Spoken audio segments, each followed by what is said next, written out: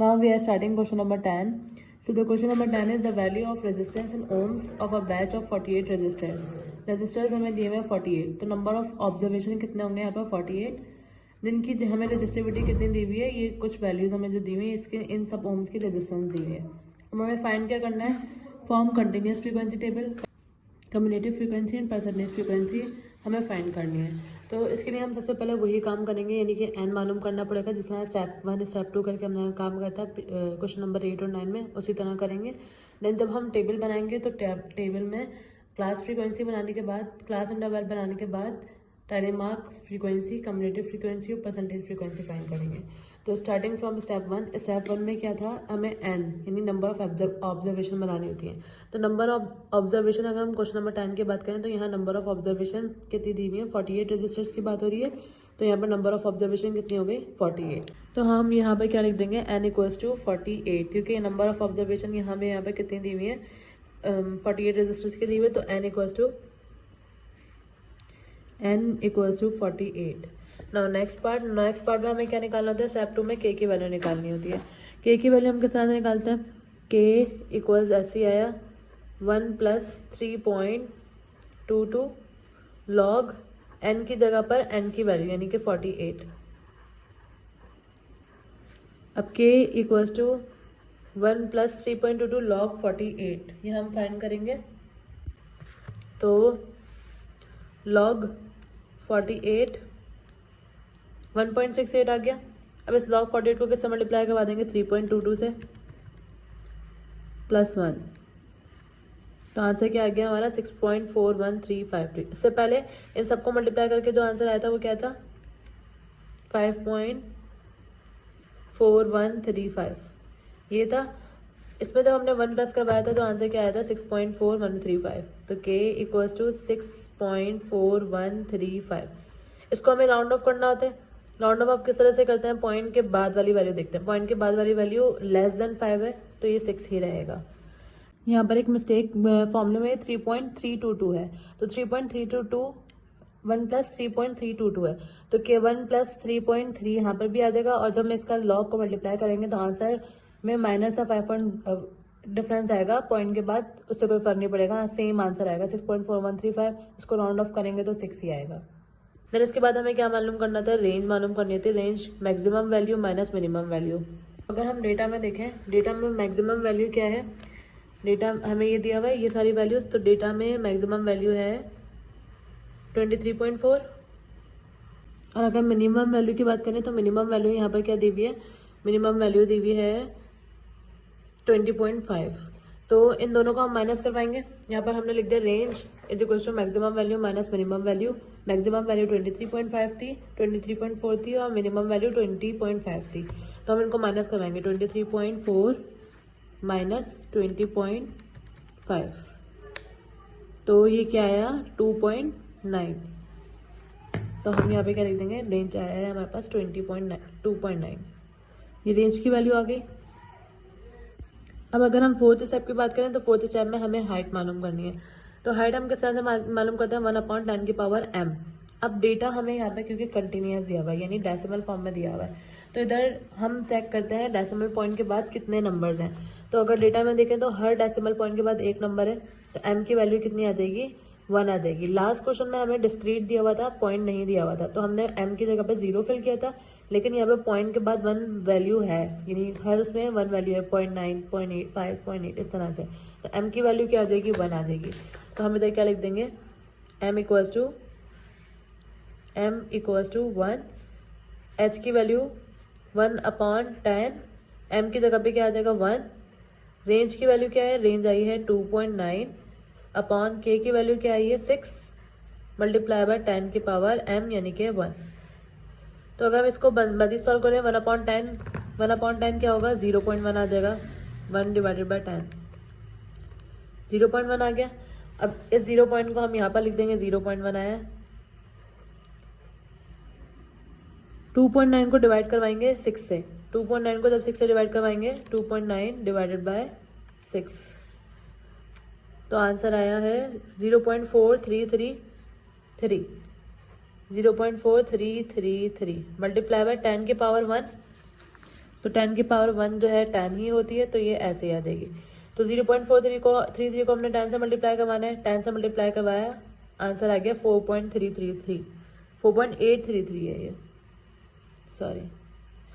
अब इसका जो आंसर आएगा उसको हमें किससे मल्टीप्लाई करवाना है, 0.1 से। तो अगेन इसको किससे मल्टीप्लाई करवा देंगे, 0.1 से। तो आंसर आ गया 0. हाइट की वैल्यू आई है 0.4833।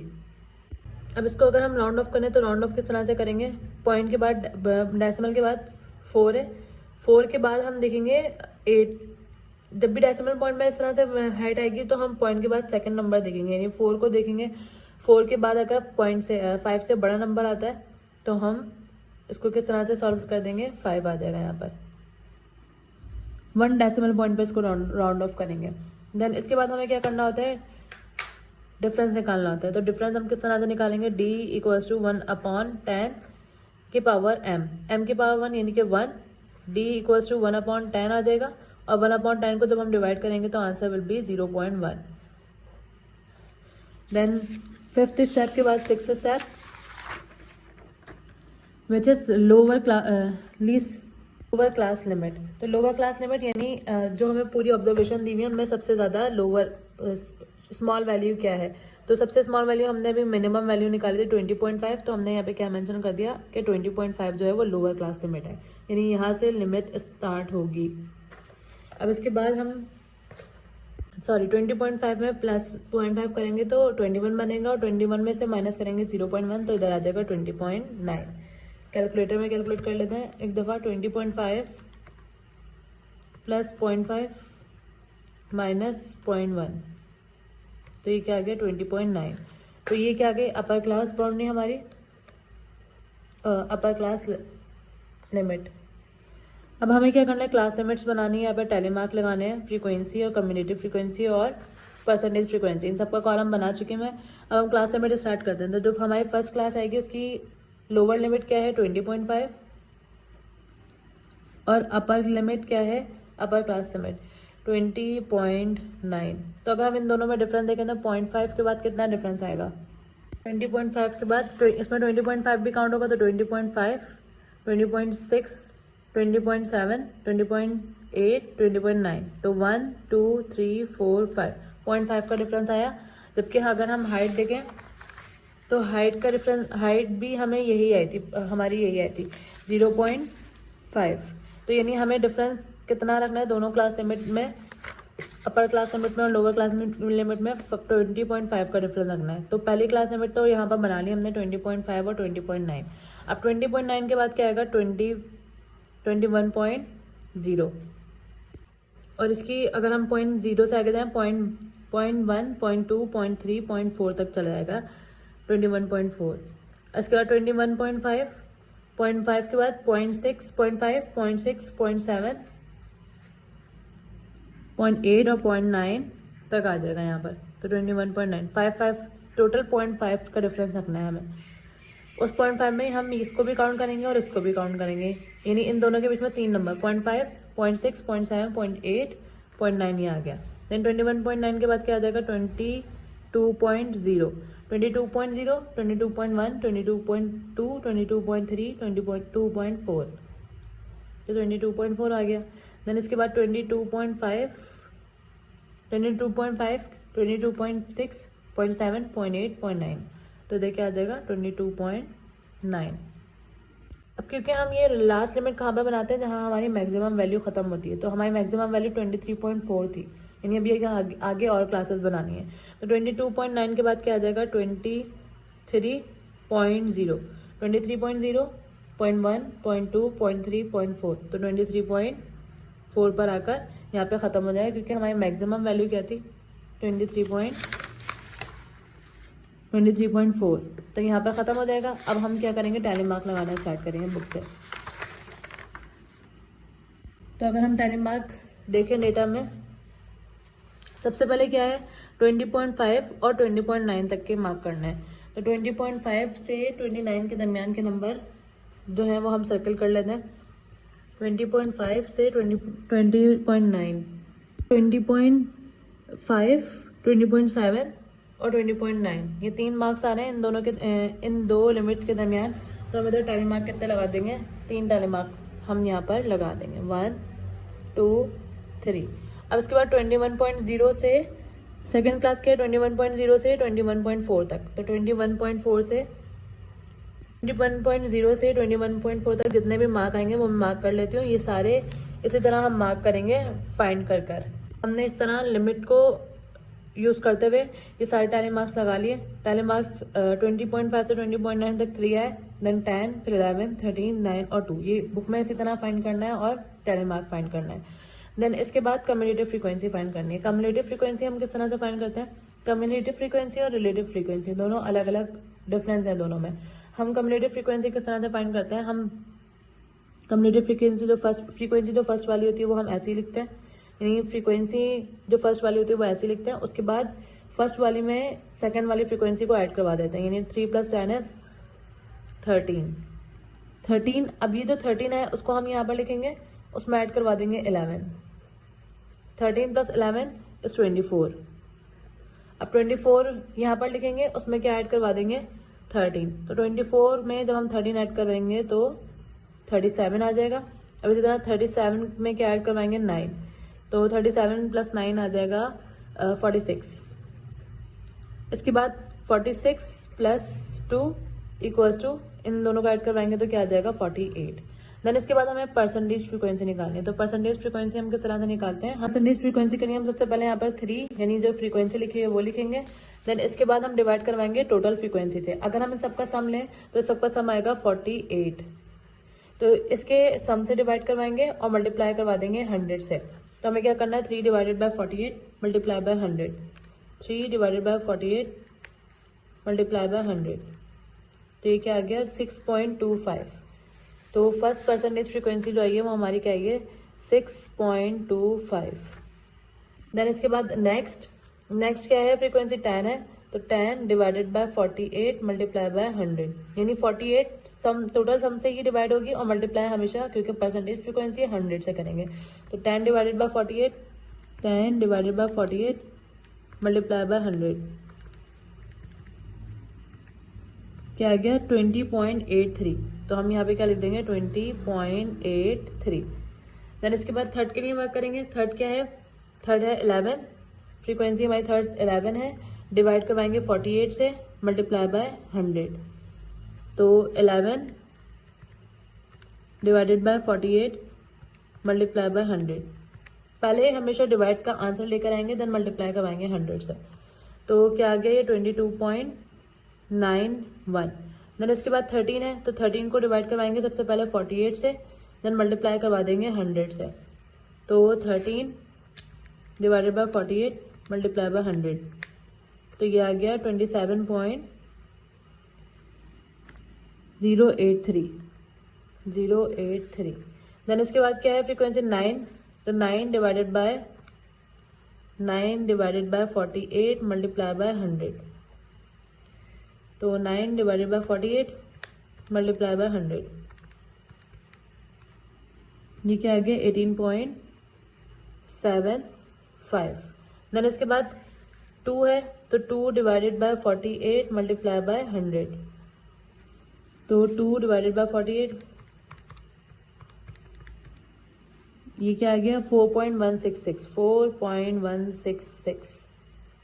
परसेंटेज फ्रीक्वेंसी में हमें करना क्या होता है, परसेंटेज फ्रीक्वेंसी में जब हम इन सबका सम निकालेंगे तो आंसर विल बी 100।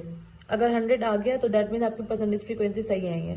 तो अब हम इनको सबको सम करेंगे। पहले क्या है, 6.25, देन 20.833, फिर 22.91, देन 27.083, देन 18.75 और उसके बाद है 4.166। तो ये आंसर आ रहा है 99.99, जिसको हम क्या बोल देंगे, 100 राउंड ऑफ करने के बाद। तो ये क्या हो जाएगा आंसर। फिर इस तरह से कोई डिफरेंस आ रहा होगा जैसे 99.99, तो वो हम क्या करेंगे, अप्रॉक्सीमेट करके आंसर सेम ले आएंगे, मतलब 100 आ जाएगा, क्योंकि यहाँ हम राउंड ऑफ से ही कर रहे हैं। और पॉइंट के बाद अगर कोई डेसिमल प्लेस का मसला होता भी है तो वो माइनर कैलकुलेटर मिस्टेक या कैलकुलेटर एरर की वजह से होता है। तो 99.9 = राउंड ऑफ करने के बाद 100। नाउ इसके बाद next question number 11। Now starting question number 11। Question number 11 में हमें मास दिया हुआ है, मास इन केजी ऑफ 50 ब्लॉक्स का। अब हमें यहाँ पे फाइंड क्या करना है, construct frequency distribution of the masses. हमें फ्रीक्वेंसी डिस्ट्रीब्यूशन बतानी है and compute relative and percentage frequencies. हमें यहाँ पे रिलेटिव फ्रीक्वेंसी और परसेंटेज फ्रीक्वेंसी फाइंड करनी, जबकि लास्ट क्वेश्चन में हमें कम्युलेटिव और परसेंटेज फ्रीक्वेंसी मालूम करनी थी। अब हम किस तरह से करेंगे, सबसे पहले हमें नंबर ऑफ ऑब्जर्वेशन यहाँ पे कितने दिए हुए 50, तो हमने यहाँ पे क्या लिख दिया स्टेप 1 में n इक्वल्स टू 50। देन इसके बाद हम k का फॉर्मूला यूज करते हैं, which is k equals to 1 plus 3.322 log n। log n यानी log 50 हमने इधर पुट करा तो आंसर क्या आ जाएगा 6.64 which is approximately equals to 7। किस तरह से यहाँ वैल्यू पुट करेंगे 1 प्लस 3.322 मल्टीप्लाई बाय log 50, तो आंसर क्या आ जाएगा 6.64। तो 6.64 को हम 1 डेसिमल प्लेस पर राउंड ऑफ करेंगे तो ये क्या बन जाएगा 7। फिर इसके बाद हमें क्या करना है, स्टेप 3 में रेंज मालूम करनी। तो रेंज क्या होता है, maximum value minus minimum value. तो अगर हम इस क्वेश्चन में देखें तो मैक्सिमम वैल्यू 9.1 थी और मिनिमम वैल्यू 7.1। इन दोनों को माइनस करवाएंगे तो आंसर विल बी 2। अब हाइट मालूम करनी है, हाइट 10 m पॉइंट के बाद हमें पॉइंट के बाद जितनी भी वैल्यूज डेटा में दी हुई हैं, यानी क्वेश्चन में हमें पॉइंट के बाद जितनी भी वैल्यू दी हुई है वो 1 डेसिमल पॉइंट पे खत्म हो रही है। तो m की वैल्यू क्या आ जाएगी 1, तो हमने देन m की जगह पे क्या रख दिया, पुट कर दिया 1। रेंज क्या थी 2, k की वैल्यू क्या थी राउंड ऑफ करके 7, तो हमने देन k की जगह पे 7 रख दिया इंटू 10 की पावर 1 है क्योंकि m जो है वो 1 है। 1/10 ऐसे ही आ गया। 2 को डिवाइड करेंगे 7 से, 2 डिवाइडेड बाई 7 0.285। इस 10 से ये 10 कट हो जाएगा तो हमारे पास क्या बच जाएगा 0.285।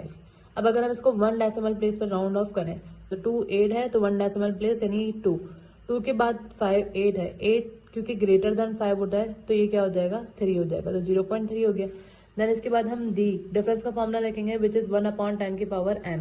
तो 10 की पावर m क्या होती है, 10 की पावर 1 आ गई। 10 की पावर 1 यानी कि 10, 1 को जब 10 से डिवाइड कराएंगे तो आंसर विल बी 0.1। अच्छा, next step number 6, least lower class limit. Lower class limit में हमें लोअर क्लास लिमिट का मतलब क्या, सबसे मिनिमम वैल्यू जो वो डेटा में दी हुई है वो 7.1 है। इसके बाद अपर क्लास लिमिट का फॉर्मूला होता है, लोअर क्लास लिमिट में ऐड करवाते हैं हाइट और माइनस करवा देते हैं डिफरेंस से। तो लोअर क्लास लिमिट हमारी क्या है 7.1 प्लस करवा देंगे हाइट यानी कि 0.3 माइनस डिफरेंस यानी 0.1। इन सबको ऐड और सब्ट्रैक्ट करवाएंगे तो आंसर विल बी 7.3। यहाँ पे 7.3 आएगा। तो स्टार्ट करते हैं हम यहाँ से क्लास लिमिट से। क्लास लिमिट 7.1 लोअर लिमिट थी और अपर क्लास लिमिट फर्स्ट क्या थी 7.3, तो हमने 7.3 लिख दिया। पहले मार्क हमने बुक से देख के लगा लिया कि 7.1 से 7.3 तक कितनी वैल्यूज आनी है 3। इसी तरह अब हम इसकी सेकंड वो क्या बनाएंगे, क्लास क्या बनाएंगे 7.3 इधर 7.4। अब क्योंकि हाइट कितनी थी 3 थी, 0.3 थी, तो 7.4 7.4 7.5 7.6 यानी ये तीन वैल्यू जो है वो इधर आएंगे 7.4 0.5 और 0.6। इस तरह 7.6 के बाद 7.7 7.7 7.8 7.9 8 8.1 8.2 8.3 8.4 8.5 8.6 8.7 8.8 8.9 9.1 9 8.9 9 और 9.1। तो यहाँ क्या आ जाएगा 9.1, ये मिस्टेक है 9.1 आ जाएगा। इस तरह हमने यहाँ से देखकर अब ये 9.1 पे हमने क्यों खत्म किया, क्योंकि हमारी मैक्सिमम वैल्यू जो थी वो 9.1 पर खत्म हो रही थी, तो हमने इससे नेक्स्ट क्लास इसलिए नहीं बनाया क्योंकि यहाँ हमारी आकर मैक्सिमम वैल्यू खत्म हो गई है। तो इसके बाद हम क्या करेंगे, टैली मार्क लगाया हमने। टैली मार्क लगाने के बाद क्योंकि 3 थे, 3 फ्रीक्वेंसी 5 थी तो 5 का बंच 9 12 13 66 और 2 इन सबको सम करेंगे तो आंसर विल बी 50। इसके बाद हमें क्या मालूम करना है, रिलेटिव फ्रीक्वेंसी और परसेंटेज फ्रीक्वेंसी। तो रिलेटिव फ्रीक्वेंसी में हम क्या करते हैं, फ्रीक्वेंसी को डिवाइड करवाते हैं टोटल फ्रीक्वेंसी से और जो भी आंसर आता है वो हम इधर लिख देते हैं। 0.06 आ गया। इसी तरह सेकंड वाली को टोटल से, थर्ड वाली वैल्यू को टोटल से, फोर्थ वाली वैल्यू को टोटल से, 13 फिफ्थ वैल्यू को टोटल नंबर से, टोटल नंबर ऑफ फ्रीक्वेंसी से। इधर 6 को डिवाइडेड बाय 50, इधर 2 को डिवाइडेड बाय 50। यानी इन रिलेटिव फ्रीक्वेंसी निकालने के लिए हम क्या करते हैं, फ्रीक्वेंसी को टोटल फ्रीक्वेंसी से डिवाइड करवा देते हैं। तो जो भी आंसर आया वो हमने इधर लिख दिया। अब परसेंटेज फ्रीक्वेंसी के लिए हम क्या करते हैं, सेम वही काम, जो फ्रीक्वेंसी है उसको टोटल फ्रीक्वेंसी से डिवाइड करवाना है और मल्टीप्लाई करवा देंगे 100 से। यहाँ हम इस तरह ये भी कह सकते हैं कि जो रिलेटिव फ्रीक्वेंसी का जो भी आंसर आएगा उसको हम मल्टीप्लाई करवा दें 100 से। किस तरह, क्योंकि रिलेटिव फ्रीक्वेंसी को देखें तो रिलेटिव फ्रीक्वेंसी में भी हमने यही करा है, frequency divided by total frequency. तो इसमें भी क्या है, frequency divided by total frequency. बस फर्क क्या है दोनों में, क्योंकि ये रिलेटिव फ्रीक्वेंसी है, इसमें हमने मल्टीप्लाई बाय 100 नहीं करवाया। परसेंटेज फ्रीक्वेंसी, क्योंकि परसेंटेज फाइंड करनी है तो मल्टीप्लाई करवा देंगे 100 से। तो इस तरह मल्टीप्लाई करवाया 100 से तो 6 आ गया, या आप डायरेक्ट 0.6 को मल्टीप्लाई करवा दो 100 से तो भी 6 आएगा। 0.1 को 100 से मल्टीप्लाई करवा दो 10 आ गया। अब हम इन सबका सम लेंगे तो परसेंटेज फ्रीक्वेंसी आनी चाहिए 100। तो 6 + 10 + 18 + 24 + 26 + 12 + 4। तो आंसर क्या आ गया यहाँ पर 100। दैट मीन्स हमने परसेंटेज फ्रीक्वेंसी जो फाइंड की है वो बिल्कुल सही है।